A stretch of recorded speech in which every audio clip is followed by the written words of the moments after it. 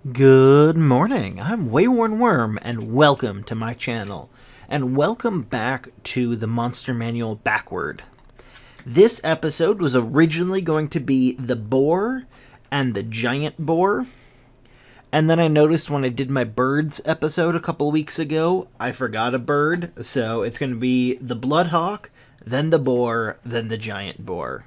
Thank you. Starting off with the Bloodhawk today. The Bloodhawk is a small beast, unaligned, which I believe makes it actually rather large. I think it's the same size as an eagle. It is, and I think it's also bigger than the normal hawk. So, nice. As an armor class of 12, 7 hit points, that'd be 2d6, a speed of 10 feet with a flying speed of 60 feet, 6 strength, 14 dex, 10 con, 3 intelligence, which makes it the bottom line of sentient, 14 wisdom, and 5 charisma. Skilled in perception with a +4, putting its passive perception at 14. Doesn't speak any languages, and has a challenge rating of 1/8. It has the ability Keen Sight. The Hawk has advantage on perception checks that rely on sight. And Pack Tactics. The Hawk has advantage on an attack roll against a creature if at least one of the Hawk's allies is within 5 feet of the creature and the ally isn't incapacitated. It's got an action of Beak, which is a melee weapon attack, +4 to hit, reach 5 feet, 1 target. It does 1d4 plus 2 piercing damage. Taking its name from its crimson feathers and aggressive nature, the Bloodhawk fearlessly attacks almost any animal, stabbing it with its dagger-like beak. Bloodhawks flock together in large numbers, attacking as a pack to take down a prey.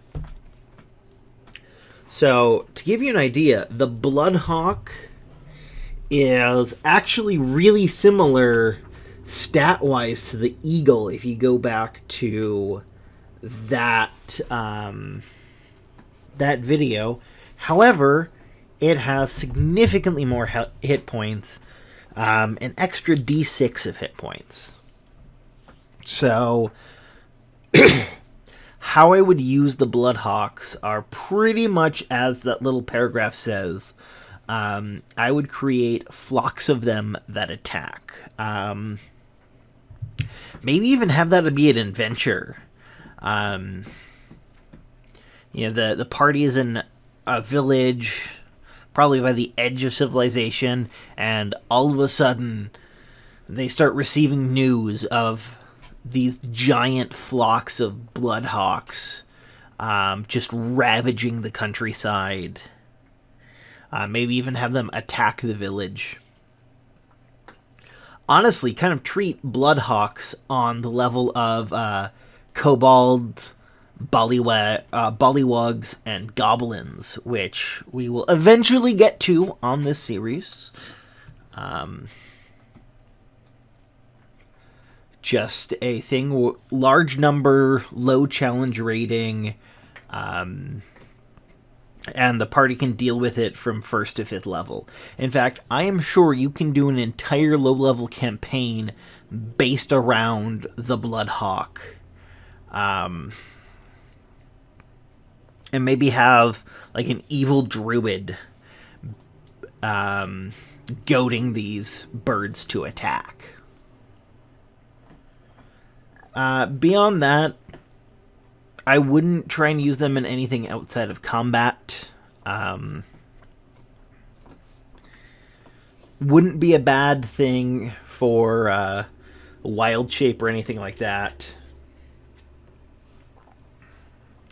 But with pack tactics, you're going to want to put a group of these attacking at a time. It doesn't have flyby attack, So you're not gonna want it. You're not gonna have it like, I believe it's the owl that has flyby attack, where they're gonna hover about 30 feet away from the party. They're gonna move, attack, and fly away. So you're not going to do that with the Bloodhawk, but it's still not going to be a terrible thing. Or rather, it might be for the party. Okay, and now we move on. Moving on to the Boar. Boars are medium beasts, unaligned, armor class of 11, also 11 hit points. That'd be 2d8 plus 2, and a speed of 40 feet. They have 13 strength, 11 dexterity, 12 constitution, 2 intelligence, 9 wisdom, and 5 charisma. They have a passive perception of 9, speak no language, and are challenge rating 1/4. They have the ability of charge.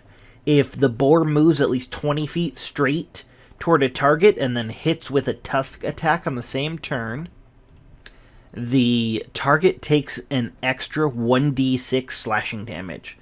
If the target is a creature, it must succeed on a DC 11 strength saving throw or be knocked prone.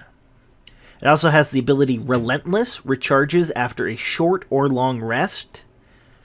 If the boar takes 7 damage or less, that would reduce it to 0 hit points. It is reduced to 1 hit point instead. And lastly, its action is Tusk, a melee weapon attack, plus 3 to hit, reach of 5 feet, 1 target, and does 1d6 plus 1 slashing. So if the boar charges, it essentially gets a critical hit in. Except it can then actually critical on that and do even more damage.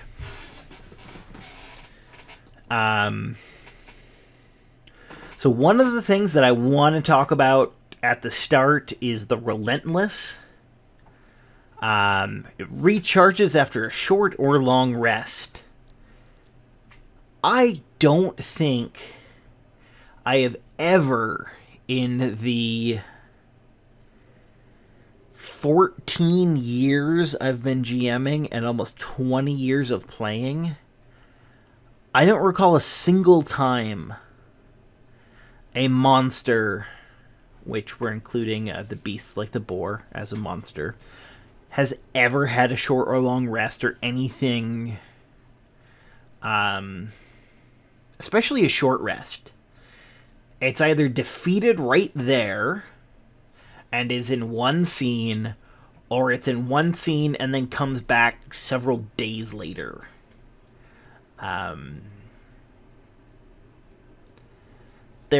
I've never had to deal with a rest.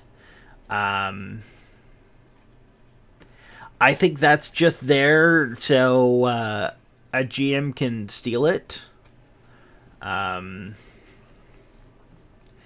It's also, it's really bad because if it's 8 damage or more, then it doesn't have an effect. It has to be 7 damage or less. And even first level characters, if they roll, if your fighter, holding a longsword in one hand, it's 1d8, probably at least a plus 3. So as long as the fighter has like a 50% chance of doing 8 damage or more. First level. If the spellcasters shoot off, well, hell, there are cantrips. Firebolt, for example, that's a D10. Sure, that only has about a 30% chance of getting higher than 7. That'd be a 8, a 9, or a 10.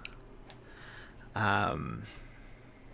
I mean, there's, we're talking 30 to 50% easily.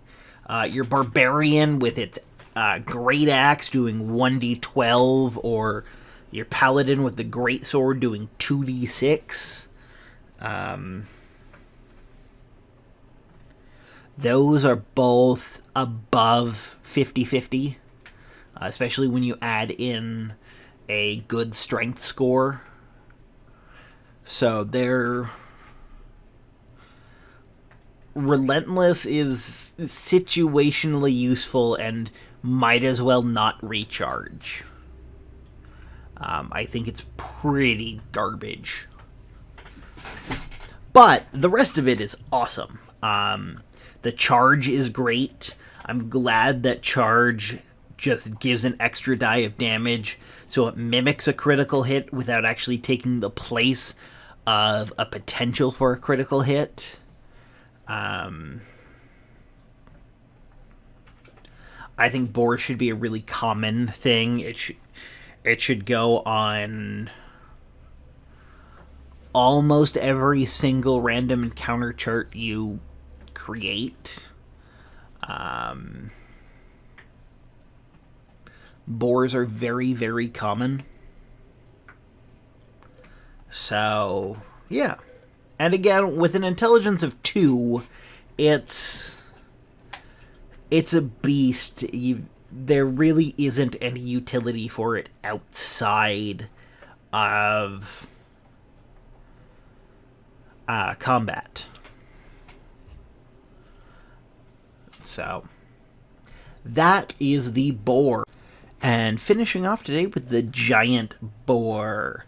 It's a large beast, unaligned, armor class of 12, 42 hit points, that'd be 5d10 plus 15, 40 feet of movement, 17 strength, 10 dexterity, 16 constitution, 2 intelligence, 7 wisdom, and 5 charisma, with a passive perception of 8. It speaks no language, challenge rating 2. It has the ability Charge. If the boar moves at least 20 feet straight toward a target, then hits it with a tusk attack on the same turn, the target takes an extra 2d6 slashing damage. If the target is a creature, it must succeed on a DC 13 saving throw or be knocked prone. Also has the ability Relentless, which again recharges on a short or long rest. If the boar takes 10 damage or less, that would reduce it to 0 hit points. It's reduced to 1 hit point instead. It has the Tusk attack, which is a melee weapon attack, plus 5 to hit, reach of 5 feet, 1 target, and on a hit it does 2d6 plus 3 slashing. So, my feelings of the Giant Boar are very similar to the normal boar. I love Charge. Something I didn't talk about last time was if the target is a creature, it must succeed on a DC 13, or in the case of a boar, DC 11 strength saving throw, or be knocked prone. In my experience, most of the time, the players are going to succeed on that, but every now and again, they're not, and let's hope you are brushed up on your prone rules when that happens. Relentless, it's a little tiny bit better. It's now 10 damage instead of 7. Still the stupid recharge. I'm very underwhelmed by Relentless. I prefer Undead Fortitude, or the ability that the half-orc players get. I don't like Relentless.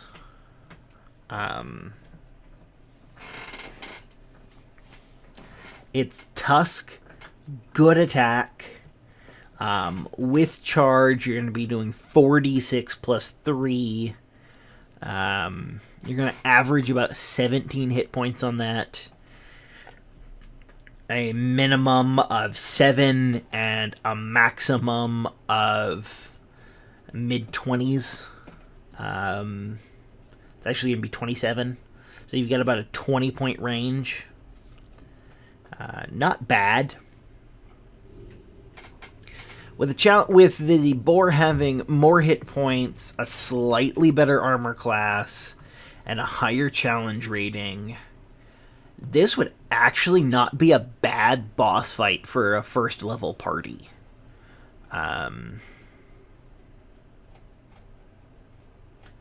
Especially if it had a couple of normal sized boars along with it. So, like, maybe one giant boar and 1d6 boars. Or maybe even 1d4 plus 2, just to make sure you have at least 3 boars. Yeah. So, maybe... basically, what I would do with the giant boar is it'd either be on random encounter tables, or in the first 3 levels, there's a quest where there's a really destructive boar, and they've got to go fight it. And they'll get a bounty on it. So yeah, that is the giant boar. Thank you so much for listening to this episode of the Monster Manual Backward. Tune in tomorrow for another episode of The Horde of the Dragon Queen. I blanked on the name there for a second. Thank you.